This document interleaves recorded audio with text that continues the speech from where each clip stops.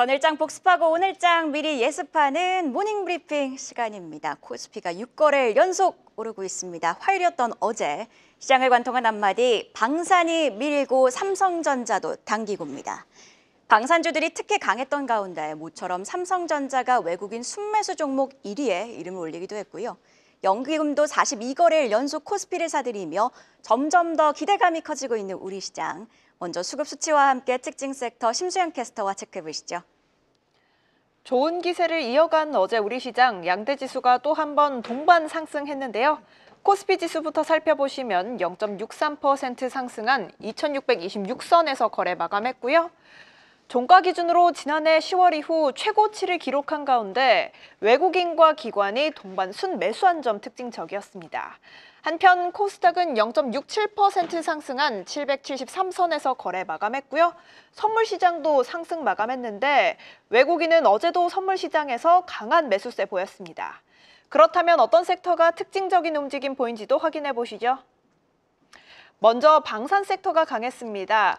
트럼프 대통령의 우크라이나 종전 협상과 관련한 독단 행보에 맞서기 위해 유럽 주요국 지도자들이 파리에서 긴급 회의를 가진 가운데 국방비를 증액해야 한다는 데 뜻을 같이 했기 때문인데요.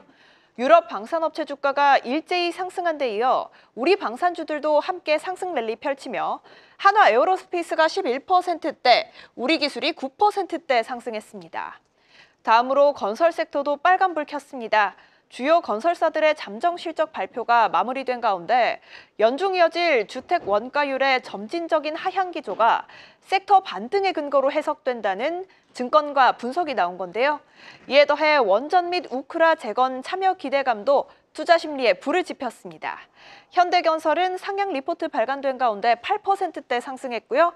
GS건설도 4%대 강세 보였습니다. 마지막으로 AI 챗봇 섹터가 강세 보였습니다. 일론 머스크 테슬라 CEO가 인공지능 기업 xAI의 최신 챗봇 모델 그록3를 공개하며 산업 전반에 대한 기대감이 쏠린 건데요. 섹터 내에서는 폴라리스 오피스가 12%대, 플리토가 5%대 강세 보였습니다. 그렇다면 어떤 뉴스가 시장을 움직인지도 확인해 보시죠. 네, 오늘은 헤드라인을 보기 전에 AS 시간을 가져보려고 합니다. 딱 지난주 금요일 이 시간을 통해 종전이 재건주 약세를 의미하는 건 아니다. 그러니까 방산주 약세를 의미하는 건 아니다라는 점 강조해드렸습니다. 특히 더 이상 미국이 세계 경찰 역할을 하고 싶지 않아 하고 우크라이나 종전은 블룸버그 추산 유럽연합에게 향후 10년간 3조 1천억 달러의 국방비 지출로 돌아오게 될 거란 내용 전해드렸는데요. 모닝브리핑이 미리 유럽의 방위비 확대 가능성을 콕 짚어드렸는데 공교롭게도 주말 사이 유럽연합 지도자들이 비공식 회담에서 방위비 지출 확대 필요성에 공감을 했고 이에 유럽 방산주들이 급등, 앞서도 짚어보셨듯 우리 방산주들도 급등했죠. 앞으로도 모닝브리핑은요, 다른 시각으로 한 발 더 들어가겠습니다. 자, 그럼 본론으로 들어가 시장을 움직인 헤드라인 체크해 봐야겠죠. 삼성전자 자사주 3조 원 소각, 3조 원 추가 매입, 트렌드포스 올 하반기 낸드 가격 반등입니다. 어제 삼성전자의 강세 시장에서 주목을 받았습니다. 일단 삼성전자는요, 어제 공시를 통해 3조 원 규모의 1차 자사주 매입분을 20일 소각한다고 밝혔습니다. 2차로 5월까지 3조 원을 추가로 매수하겠다고도 했는데요. 작년 11월 1년간 자사주 총 10조 원어치를 사들이겠다고 약속한 대로 이행을 하고 있는 겁니다.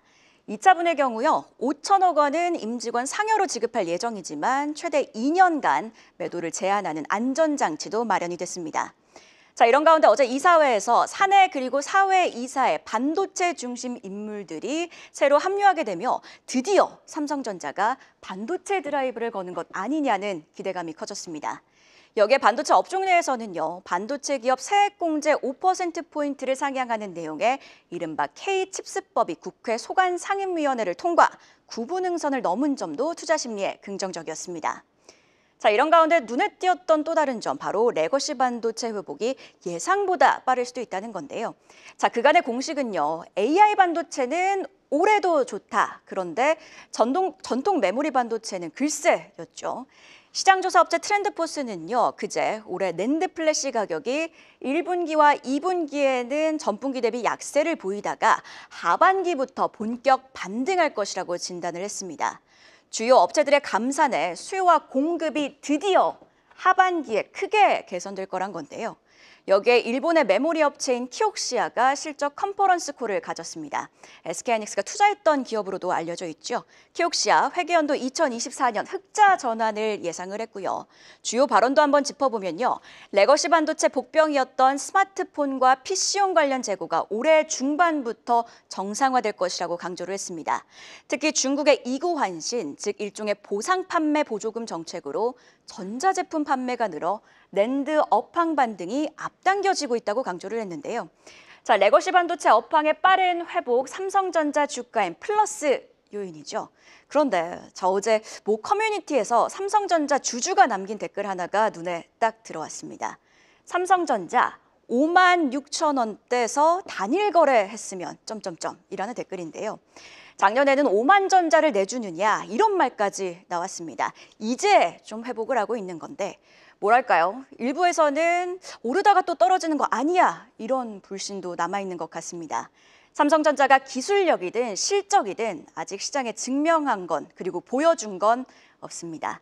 하루빨리 이런 불신도 사라지게 만들 확실한 이슈도 나와주길 응원해봅니다.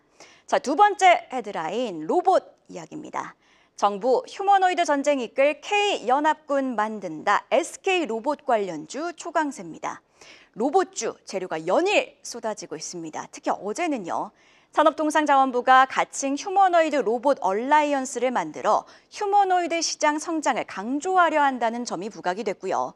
글로벌 IB들의 긍정적인 시장 전망뿐만 아니라 주말 사이에는 메타도 휴머노이드 전쟁에 참전했다는 소식이 있었죠. 자, 이에 로봇주 전반이 강했지만 유독 강했던 건 SK 로봇주입니다. SK온이 협력사인 T로보틱스가 7%나 올랐고요. SKT가 100억 원을 투자한 시메스는 12%대 빨간불, SK가 최대 주주인 SM코어는 13%, 그리고 SK온이 2대 주주로 있는 유일 로보틱스는 무려 상한가를 터치합니다. 자, 유일 로보틱스는요, 실적 확대 기대감 그리고 SK온과의 협력이 기대된다는 점에서 주가 상승의 표면적인 이유가 됐죠. 여기서 스치는 또 한 가지 생각. 삼성의 레인보우 로보틱스 열기가 살짝 빠지니 이제 로봇 주도주는 SK온의 유일 로보틱스일까요? 최근 로봇주 내에서도 순환매가 빠르게 돌고 있는 가운데 어제 그제 유일 로보틱스의 급등이 의미하는 바는 무엇일지 시장이 은근 기대하는 건 SK온의 유일 로보틱스 지분 확대는 아닐까 하는 생각도 드는 시점. 앞으로는 나올 로봇 세부적인 헤드라인도 함께 주시하겠습니다. 그럼 어제 나온 공시와 일정 한번 체크해 볼까요? 장 마감 이후에 나온 공시부터 체크해 보겠습니다. 우선 대화제약은 유방암 치료제의 2상 및 3상 임상시험을 완료했다고 공시했습니다. 긍정적인 결과값의 시간외에서 상한가 터치했는데요. 다만 대화제약 측은 이번 임상 결과가 상용화를 의미하는 건 아니라며 임상시험 약물이 의약품으로 최종 허가받을 확률은 통계적으로 약 10% 수준이라고 설명했습니다. 다음으로 남양유업은 200억 원 규모의 자사주 매입을 결정했다고 공시했습니다. 지난해 최대 주주 변경 이후 지속적으로 추진해온 주주 가치 제고 및 책임 경영 강화 전략의 일환인데요.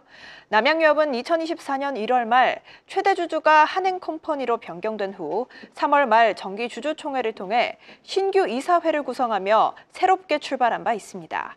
해당 소식에 남양유업 시간외에서 3.87% 상승했습니다.